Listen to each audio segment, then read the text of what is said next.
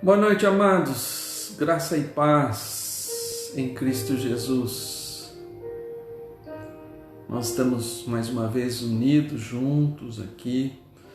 Você na sua casa, com a sua família, nós aqui também, para meditar mais um pouco na Palavra de Deus. Que isso traga crescimento espiritual para a sua vida, para a vida da sua família. Que nós possamos ser edificados pelo Senhor neste momento.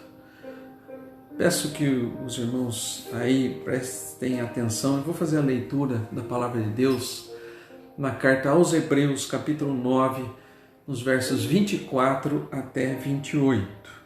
A Palavra de Deus nos diz assim: porque Cristo não entrou em santuário feito por mãos, figura do verdadeiro, porém no mesmo céu, para comparecer agora por nós diante de Deus. Nem a ida para oferecer a si mesmo muitas vezes, como sumo sacerdote, cada ano entra no Santo dos Santos com o sangue alheio. Ora, nesse caso, seria necessário que ele tivesse sofrido muitas vezes desde a fundação do mundo. Agora, porém, ao se cumprirem os tempos, se manifestou uma vez por todas para aniquilar pelo sacrifício de si mesmo o pecado.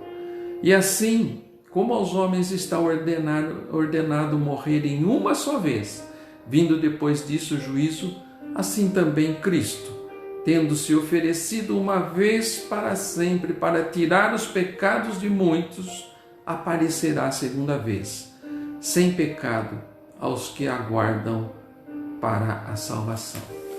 Amados, a carta aos Hebreus é muito interessante no seu contexto geral e no seu contexto imediato. Contexto geral, amados, ela vai dar panorâmica a respeito da lei e da graça em Cristo Jesus. É uma carta que nós podemos dizer que ela é quase que um comentário do livro de Levíticos, que é um livro exclusivo da lei. E depois de Jesus, então, o autor de Hebreus, ele quase que comenta como isso acontece, a passagem do Antigo ou as figuras do Antigo Testamento para a realidade do que Cristo fez no Novo Testamento. Então ele vai falar da soberania de Cristo sobre todas as coisas, inclusive sobre a lei, e assim ele vai discorrendo. No contexto imediato do capítulo 9, ele está tratando a respeito do sacrifício. Sacrifícios que eram feitos lá no Antigo Testamento e agora o sacrifício de Cristo Jesus. E com isso ele vai dizer que o que mudou foi justamente isso. Não é mais necessário a repetição do sacrifício, né? Então isso é uma inverdade. Ele está deixando bem claro aqui que o sacrifício não necessita mais ser repetido como se fazia no Antigo Testamento, né? Porque Cristo fez o sacrifício de uma vez por todas. O sacrifício, nenhum outro sacrifício é mais necessário naquilo que nós chamamos de cristianismo, porque o sacrifício de Cristo é permanente e poderoso.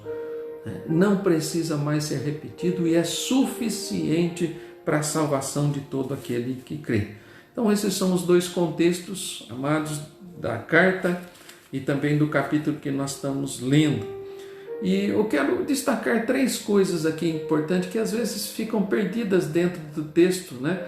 Mesmo estando dentro desse contexto, alguma coisa que nos fala de Cristo, mas que às vezes passa desapercebido nesse texto.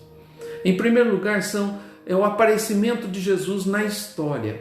E isso é muito interessante nós vermos. Olha aí no seu versículo 26, ele vai dizer o seguinte: ora, neste caso seria necessário o que eu falei, né? Necessário que ele tivesse sofrido muitas vezes desde a fundação do mundo. Agora, porém, eu quero destacar essa parte. Ao se cumprirem os tempos, se manifestou uma vez por todas para aniquilar, pelo sacrifício de si mesmo, o pecado. Embora ele esteja falando de sacrifício, amados, quando ele fala da manifestação de Cristo no tempo, né? Como ele vai dizer aí, né? Agora, porém, ao se cumprirem os tempos, se manifestou uma vez por todas. Aí o autor está falando a respeito do nascimento de Jesus, a manifestação de Jesus no tempo, na história do homem. É quando Jesus entra na história do homem. Ele nasceu como homem, ele se tornou um homem e ali então ele veio e com uma missão, né? Então nós vamos ver que isso é muito interessante, amados. Embora o nascimento de Cristo esteja envolvido na questão da humildade, né, do seu nascimento, ele nasceu numa estrebaria, filho de uma pobre mulher, né, virgem, mas uma pobre mulher, de uma cidade pequenininha lá, né, quase nem notada. Então, todo um contexto de humildade no nascimento de Cristo Jesus. Isso na visão humana, amados. Mas eu quero ressaltar aqui o que realmente isso importa para Deus e o que para nós também é importante a respeito do nascimento. Essa primeira aparição de Jesus, quando ele aparece pela primeira vez na história do homem, né? E nós vamos ver que não foi nada humilde, né? A importância do nascimento de Cristo é riquíssimo nos seus propósitos. E eu quero destacar alguns propósitos. O primeiro propósito está no versículo 26, quando ele diz que ele se manifestou uma vez por todas para, aí está o propósito, aniquilar pelo sacrifício de si mesmo o pecado. Ele se manifestou na história, ele entrou na história, ele se tornou um homem para aniquilar o pecado. Era a única maneira de destruir o pecado, amados, era Jesus Cristo vindo se tornar homem, entrando na história através do seu nascimento e depois fazendo o sacrifício que iria realmente aniquilar o pecado. Na sua ressurreição, então, aí não há mais lugar para o pecado foi vencido. Então, a primeira coisa preciosa que nós aprendemos na primeira manifestação de Jesus Cristo, que é justamente a sua entrada aqui na história humana, amados, é justamente isso. Ele veio para aniquilar o pecado. Alguns outros textos que vão dar mais importância, para que nós possamos ver mais importância ainda no nascimento de Jesus. 1 João, capítulo 3, verso 8, eu vou ler para os irmãos, ele diz assim: aquele que pratica o pecado procede do diabo, porque o diabo vive pecando desde o princípio. Para isso se manifestou o Filho de Deus. Percebe a manifestação, a primeira manifestação? Para isso se manifestou o Filho de Deus, para destruir as obras do diabo. No verso 26 nós vemos que ele veio ao mundo, se manifestou para aniquilar o pecado. Em 1 João nós vamos ver que ele veio para destruir as obras do diabo. E isso é importante, amados. A vitória que veio a partir da presença de Cristo na humanidade. Terceiro lugar, amados, Lucas 19:10 vai dizer: porque o Filho do Homem veio buscar e salvar o perdido. Jesus Cristo se tornou homem, Jesus Cristo desceu na terra, amados, com esse propósito de buscar e salvar o perdido. A manifestação da glória, a manifestação da graça, a manifestação da misericórdia de Deus em nos buscar. Porque se não fosse assim, nós nunca mais chegaríamos a Deus. Então, com o nascimento de Cristo, né, ele vem para buscar e salvar o que havia perdido. Isso é muito importante e significativo, amados, para nós.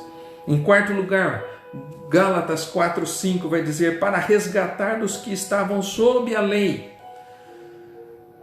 Mais uma vez mencionando lei, né, e graça agora. Para resgatar os que estavam sob a lei, a fim de que recebêssemos a adoção de filhos. A lei, amados, era alguma coisa que ninguém poderia cumprir. Se Cristo não viesse, não nos trouxesse a graça maravilhosa de Deus, amados, nós estaríamos perdidos para sempre. E além disso, ele acrescenta uma bênção que para nós tem que ser importante e nunca poderemos esquecer isso, amados. É que nós recebemos a adoção de filhos. Além de nos salvar, ele nos tornou filhos de Deus. através da sua vinda ao mundo. Quinto lugar, amados, João 1,17 vai dizer assim: porque a lei foi dada por intermédio de Moisés. Mais uma vez, fazendo a comparação da lei e graça. A graça e a verdade vieram por meio de Jesus Cristo. Então Jesus Cristo veio ao mundo para trazer graça e para trazer verdade. O último versículo a respeito desse primeiro aparecimento, amados, é João 1,18. E diz assim: ninguém jamais viu a Deus. O Deus unigênito que está no seio do Pai é quem o revelou. Jesus Cristo veio para revelar o Pai. Filipe faz essa pergunta: Senhor, mostra-nos o Pai. Ele: Filipe, ele responde: estou com vocês há tanto tempo e você não entendeu ainda. Você não entendeu ainda que eu sou Deus. Jesus Cristo é a revelação perfeita de Deus, amados, para nós. Deus não deixou alguma coisa apenas escrito ou um pensamento. Ele deu o seu próprio Filho, que também é Deus, para estar no nosso meio. Isso veio com a manifestação, amados, a primeira manifestação de Cristo, que é a sua vinda ao mundo. Isso é precioso e rico demais para nós. Segundo aparecimento de Jesus nesse texto, amados, está no verso 24, logo no comecinho, quando nós lemos, ele diz: porque Cristo não entrou em santuário feito por mãos, figura do verdadeiro, porém no mesmo céu, para comparecer agora por nós diante de Deus. Jesus, amados, aqui assume um papel importante quando, depois da sua morte e ressurreição, ele sobe ao céu. Ele vai permanecer na presença de Deus e vai ser o nosso advogado perante Deus. Ele vai nos representar perante Deus, e isso é muito importante nós entendermos. Jesus agora comparece perante Deus para nos representar, amados. No Natal, ele nasce para nos revelar quem é Deus. Na sua ressurreição e ascensão ao céu, agora ele nos representa diante de Deus. Isso é maravilhoso, amados, para nós entendermos. Ele é o nosso advogado, o nosso que está intercedendo sempre por nós diante de Deus. Mas uma coisa importante, amados, quanto à contratação desse advogado, vamos assim dizer. Toda vez que você vai pleitear uma causa, você tem que contratar um advogado. Mas para contratar Jesus como seu advogado diante de Deus, primeiro, esse Jesus tem que ser o seu Salvador. Ele não pode ser seu advogado se ele não for primeiro o seu Salvador. Porque essa é a credencial, amados, para que ele interceda por nós diante de Deus. Uma coisa está ligada com a outra. O segundo aparecimento é ele nos representando diante de Deus, sendo o nosso intercessor e o nosso advogado diante do Pai. Mas há um terceiro aparecimento de Jesus aqui para nós, e está lá no último versículo que nós lemos. Ele diz assim: também Cristo, tendo se oferecido uma vez para sempre para tirar os pecados de muitos, aparecerá segunda vez, sem pecado, aos que o aguardam para a salvação. Aparecerá segunda vez, sem pecado, aos que o aguardam para a salvação. Esse é o terceiro e último aparecimento de Cristo Jesus na vida do ser humano.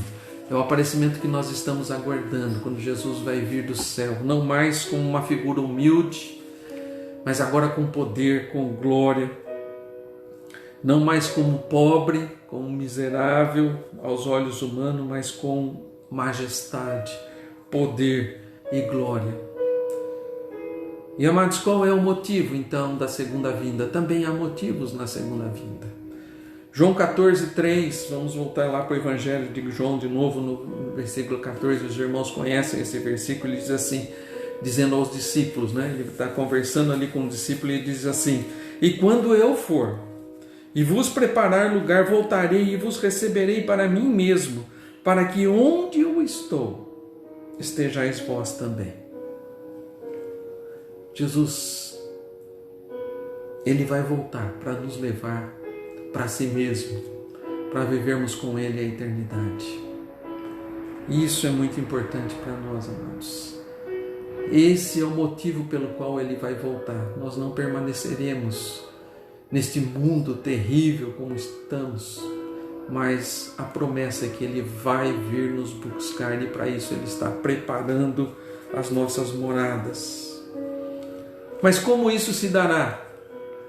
Como é que vai ser essa segunda vinda? Eu vou pegar um texto só, para não me prolongar muito, né?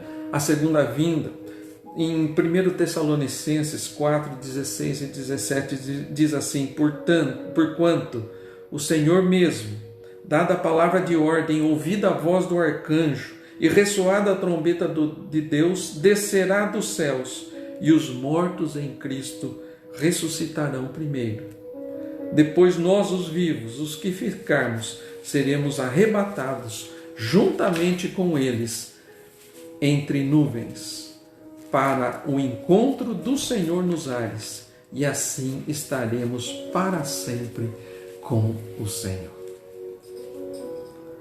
Será um dia, amados, de grande alegria para aqueles que estão no Senhor. Também será um dia de muita tristeza para aqueles que não estão no Senhor. Mas a promessa é que Ele vai voltar. E até hoje Deus não deixou de cumprir nenhuma das suas promessas. E o que nós vemos nos nossos dias, amados, é que esse tempo está se abreviando. Nós estamos cada vez mais perto desse dia em que Jesus vai aparecer novamente na história humana. Mas agora, para nos levar definitivamente para vivermos com Ele. E as promessas são muitas, de uma vida totalmente diferente dessa que nós vivemos agora, porque estaremos na companhia de Jesus. Então, amados, para concluir esses 3 aparecimentos, Jesus se manifestou lá, nascendo em Belém. Hoje, Ele está nos céus intercedendo por nós. E no futuro breve, Ele virá nos buscar para vivermos com Ele para sempre. Isso é o que está no nosso coração, isso é o que nós temos que crer.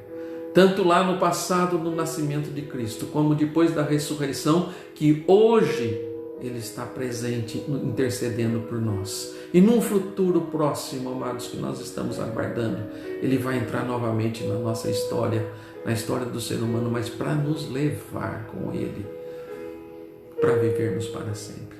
Que isso esteja no seu coração, isso seja certeza, isso te traga paz diante da circunstância, isso te dê realmente rumos novos, te dê o objetivo de vida, se manifeste nas suas ações, nos seus pensamentos, para buscar cada vez mais estar na presença desse Deus.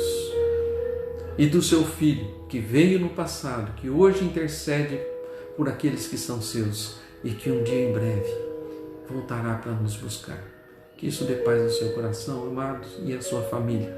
Que todos assim possamos estar juntos, louvando, bendizendo o Senhor na glória com Cristo Jesus. Amém, amados? Deus abençoe você, a sua família, aqueles que estão com você. Que Deus esteja realmente nos capacitando a entender a sua palavra.